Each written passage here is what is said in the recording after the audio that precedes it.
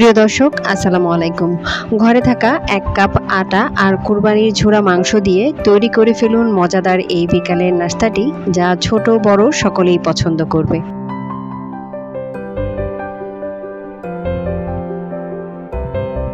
চলে আসলাম মূল রান্নায়। প্রথমে একটি প্যানে আমি 2 টেবিল চামচ পরিমাণ তেল দিয়ে দিয়েছি। তেলটা যখন গরম হয়ে গিয়েছে তখন এখানে 1 টেবিল চামচ পরিমাণ কালো জিরা দিয়ে দিয়েছি। এটাকে খুব ভালোভাবে গরম করে রেখে আমি এক সাইডে রেখে দিয়েছি।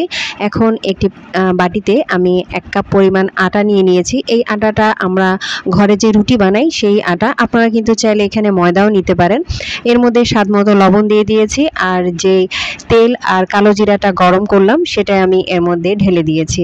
যেহেতু তেলটা গরম ছিল সেজন্য কাঁটা চামচের সাহায্যে আমি প্রথমে আটাটাকে একটু হালকা নাড়াচাড়া করে, তেলটা যখন একদম কুসুম কুসুম গরম হয়ে গিয়েছে তখন আমি হাত দিয়ে খুব ভালোভাবে আটাটাকে মেখে নিচ্ছি। তেলের সাথে আটাটা খুব ভালোভাবে মেখে নিতে হবে, একদম এরকম কচলে কচলে। এরকম মুট করে চেক করতে হবে যে আটাটা তেলের সাথে খুব ভালোভাবে মিশে গিয়েছে কিনা। তো দেখলাম যে মুট করার পরে খুব সঙ্গে সঙ্গে ভেঙে যাচ্ছে না, তার মানে বোঝা যাচ্ছে যে তেলের সাথে আটাটা খুব ভালোভাবে মিশে গিয়েছে। এখন এর মধ্যে আমি অল্প অল্প করে পানি দিয়ে দিচ্ছি। খুব শক্ত না আবার খুব নরমও না, একটা ডো তৈরি করব সেরকমভাবে, সেজন্য অল্প অল্প করে পানি দিয়ে আটাটাকে খুব ভালোভাবে মেখে নিচ্ছি।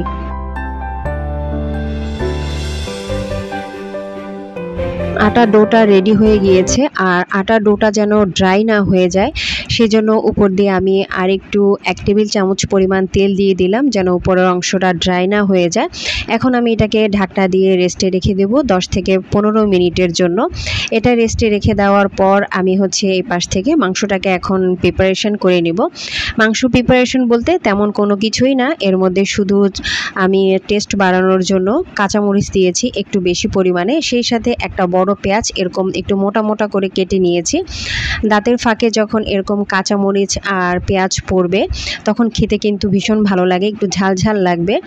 বাচ্চাদের খেতে একটু অসুবিধা হবে, সেক্ষেত্রে আপনারা কিন্তু মরিচটা কমিয়ে দিবেন।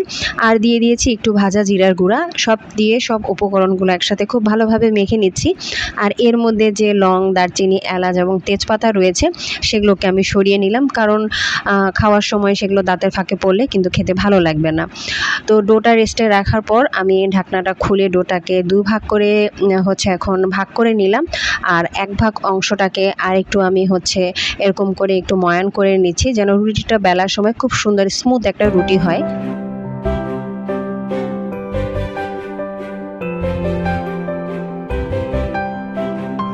এখন একটা বড় সাইজের রুটি বেলে নেব, আর রুটিটা বেলার সময় যেন খুব সুন্দরভাবে বেলা যায় সেই জন্য কিন্তু আমি ডোটাকে একটু বেশি করেই মথে নিয়েছি। ডোটাকে যত সুন্দরভাবে মথে নেওয়া যাবে রুটিটা কিন্তু দেখেন খুব সুন্দরভাবে বেলা যাবে।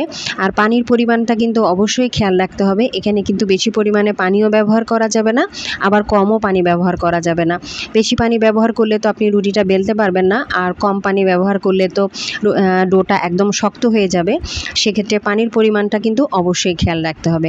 এখন আমি একটা বয়ামের ঢাকনা নিয়ে নিয়েছি, আর এখানে আমি ছোট ছোট করে রুটি কেটে নিচ্ছি। আপনারা কিন্তু চাইলে এখানে কুকি কাটারও ব্যবহার করতে পারেন, বা আমার মতো এরকম বয়ামের ঢাকনা দিয়েও এরকম করে কেটে নিতে পারেন। তো এই সময় কিন্তু একটু খেয়াল রাখতে হবে, কারণ কোনো জায়গা যদি বাদ পড়ে থাকে সেটাকে আবার রিপ্লাই দিয়ে কেটে নেবেন, দেখবেন খুব সুন্দরভাবে এরকম ছোট ছোট রুটি হয়ে গিয়েছে।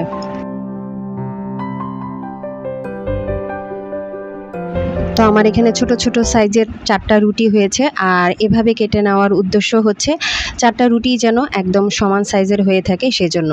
তো যে মাংসর ঝুড়াগুলো আমি সুন্দরভাবে মেখে রেখেছিলাম সেগুলো আমি রুটির মধ্যে দিয়ে দিয়েছি।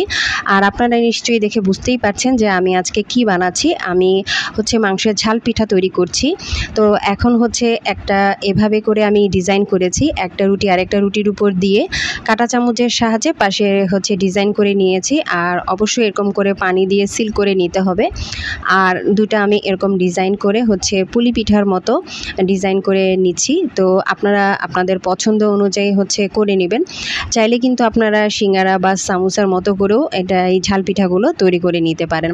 তো আমি সাইড দিয়ে আর কোনো ডিজাইন করছি না, সেই ডিজাইনটা আমার কাছে খুব একটা ভালো হয় না দেখে আমি এরকম কাঁটা চামচের সাহায্যে এই ডিজাইনটা করে ফেলি, এতে কিন্তু ঝটপট তৈরি হয়ে যায়।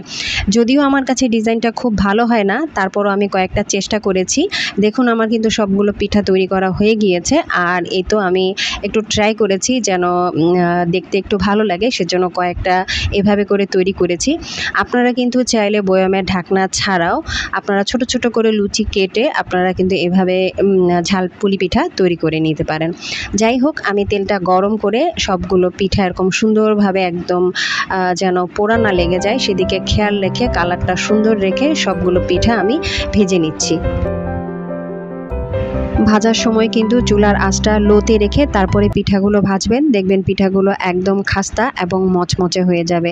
অনেকক্ষণ পরও কিন্তু পিঠাগুলো মচমচে ছিল। দেখতেই পাচ্ছেন পিঠাগুলো কতটা সুন্দর হয়েছে, খেতে তো মাশাআল্লাহ অসাধারণ হয়েছিল। তো কেমন লাগলো আজকের রেসিপিটা অবশ্যই কমেন্ট করে জানাবেন। চ্যানেলটা সাবস্ক্রাইব করে না থাকলে প্লিজ সাবস্ক্রাইব করে আমার পাশেই থাকবেন। তো আজ এই পর্যন্ত, সবাই ভালো থাকবেন। আল্লাহ হাফেজ।